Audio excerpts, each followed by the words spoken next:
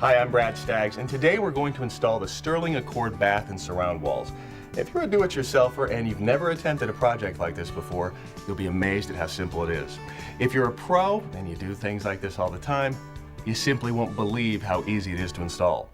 Now, the Accord is designed for a 60-inch alcove, which is what we have roughed in right here. We also have our plumbing roughed in, our hot and cold water supplies, and our stubs for our shower and our spout.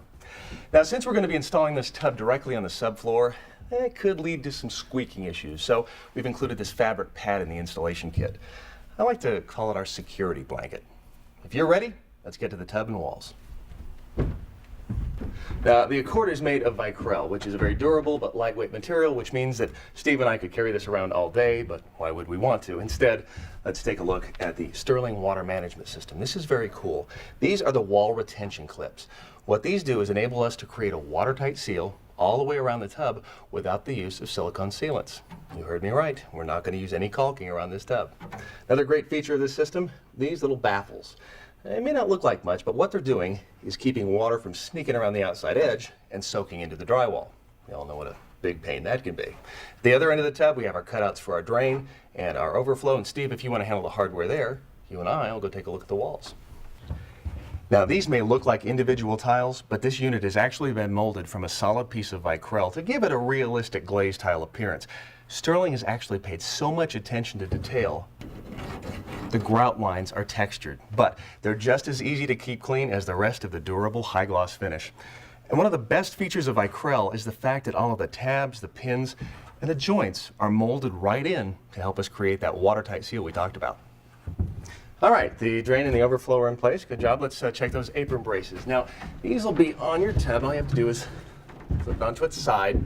They'll be installed onto these pins, just like this. And what you'll do is gently lift the side of the tub like that and pop those braces into place with your hand. That'll give us a nice rigid surface on the outside edge. Ready to put it in place? All right, want to make sure you lift it on top of that fabric pad so it doesn't bunch up. Just like that. If you'd hand me that level, please. Let's see. All right, we're looking good here. Now, if we were at a level, we'd want to use wood or metal shims under the tub, or you can follow Sterling's step-by-step instructions for installing this tub on a mortar bed. Steve, take that and hand me that towel. Now, you've noticed we haven't nailed this tub into the stud pocket. There's a good reason for that, and we'll see why as we install the walls. First, pay special attention to these edges around the tub. All right, make sure they're nice and clean, especially these tab pockets. Make sure nothing is fallen down inside them. Want them nice and clean there. Now, first, we'll install the back wall, and let's go ahead and show them those tabs on the bottom. These are the whole reason we don't have to nail the tub into place. Once these lock into those slots, they allow the tub and the wall to perform as a one-piece installation. And this is installed fairly simply. Steve will swing his corner in. This corner will go in.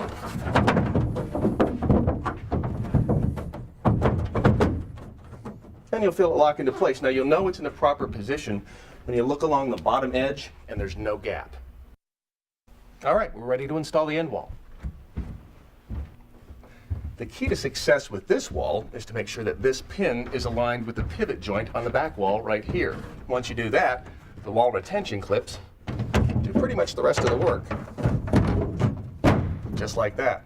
The other wall installs in the same way. We just have to measure and cut holes for a mixing valve and spout. And once the holes are cut, we need to remove our temporary stub. And then, as I said, it goes in the same way. Just make sure you get that pin in the pivot joint. And lock the wall into place.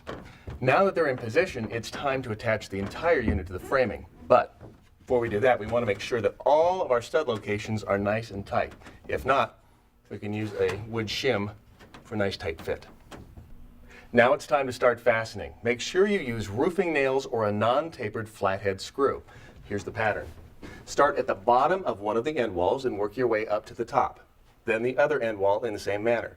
Then at every stud location in the back wall. Now the secret are these little dimples right here in the flange. They make the entire job a piece of cake.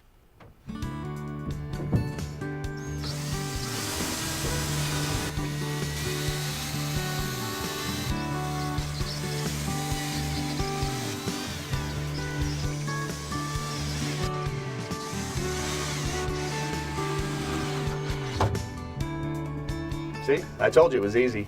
Now, if your tub didn't ship with a liner, make sure you put a drop cloth in at this point while you're installing the floor and the wall, just to protect the surface. The Sterling Accord really is a great choice when you want a durable, high-gloss finish, a realistic glazed tile appearance, lasting beauty, plenty of generous storage space, and best of all, a fast, easy, no-caulk installation. It's truly amazing. Get more information on the Accord at sterlingplumbing.com.